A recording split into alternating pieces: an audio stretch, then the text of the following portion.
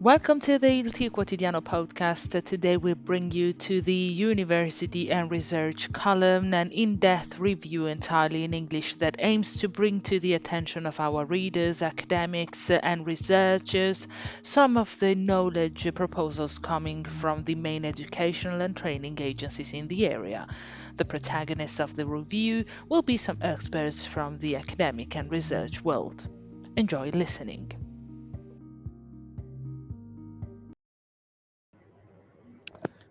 Hello and welcome to University and Research, a podcast from Il Quotidiano. Every Thursday on our newspaper, we publish a page dedicated to the university. We tell stories of students and professors. We gather news about laboratories, spin-offs, and other related initiatives. So don't miss it.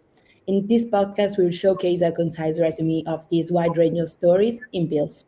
My name is Margherita Montanari, and here's today's bill.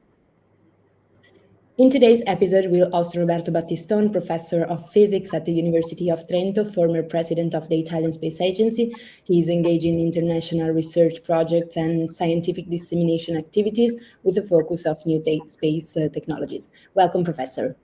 Good morning to everybody. Did I miss something in presenting you? Is correct, the description? Yeah, I think it's very correct. Perfect. So let's start. I have a first question that is broad in the meaning. So what are two main scientific challenges humanity faces in expanding its presence in the space? We have to keep in mind all the time that space is an infinite amount of potential resources, but at the same time is difficult to get into this environment. It's not by chance that it only started about 65 years ago with the Sputnik, and we went to the moon, and then we stayed most of the time talking about human crews around the Earth.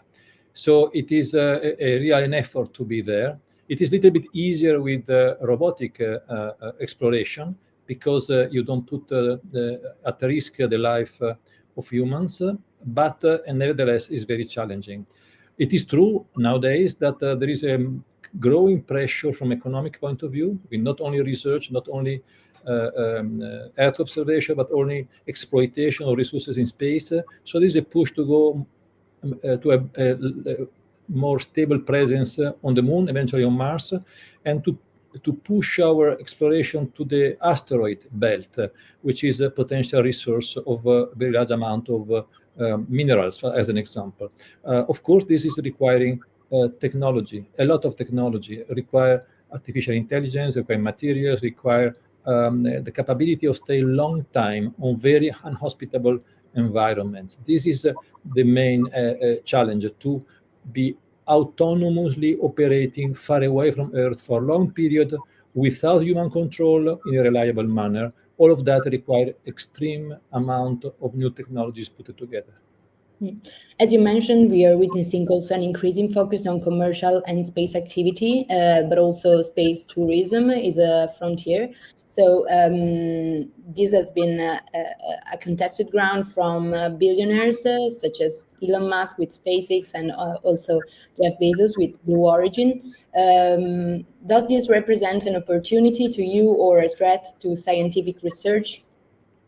I mean, space is really, repeat, huge. There are infinite possibilities, and the human presence in space will be, no matter what, limited to the nearby space, where nearby today is the International Space Station, and tomorrow will be the moon, and after tomorrow maybe Mars.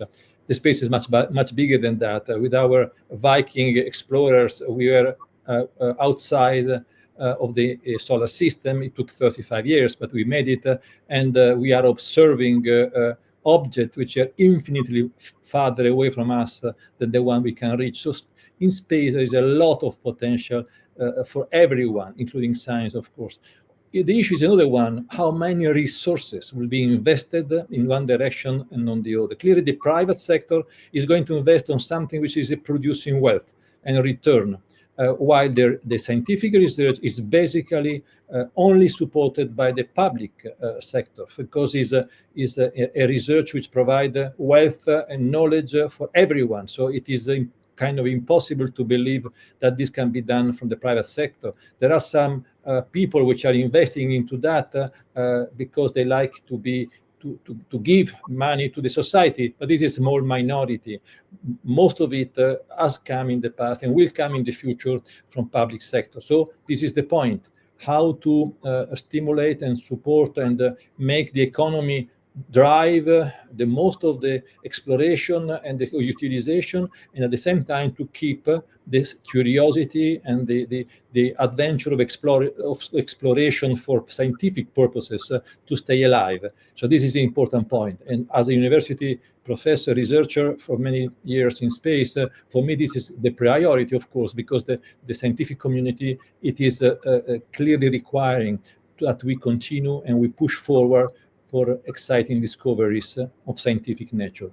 There are several important measurements of observation in space, but this is kind of impossible to forget the discovery of the microwave background, which has been demonstrating that the Big Bang happened about 14.5 billion years ago, and we are still receiving as the echo of this explosion, of this expansion, which are electromagnetic waves, which are reaching us. We can observe with extraordinary precision, and measuring this kind of signal is helping us to close the circle between the infinitely small fundamental processes in physics and the effect on the large-scale cosmological phenomena in the universe. Bringing together the very small and the very large is something which is unbelievable, because it is demonstrating that the law of physics are the same at all scale and true all the time. And this is a fundamental block of our knowledge, which can trust science, because science is describing what happened on the Earth, but also on the faraway planet, but also in the very beginning of the universe. Is the same science, the same laws, which are very powerful. And we should benefit from this lesson also because those laws can be very reliable in understanding what happened on our planet nowadays. And climate change is just an example. There are several examples. We need science to face the challenges which are ahead. We have reached the end of this fascinating conversation with Professor Battistone, physicist and former president of the Italian Space Agency. Professor, it's been a pleasure discussing such relevant topics with you. Thank you once again. And, thank you. And I think this initiative that the T has put together is really great, because there is a lot of stories which are can be told from the researcher in the Trento University. Its excellence is also means there is a lot of very interesting things to be discussed and presented to the public. Yes, indeed. We would like to remind you that every Thursday on our newspaper, we have a page dedicated to the university issues and news, so don't miss it. That's all for today, and see you next time. See you. Bye-bye.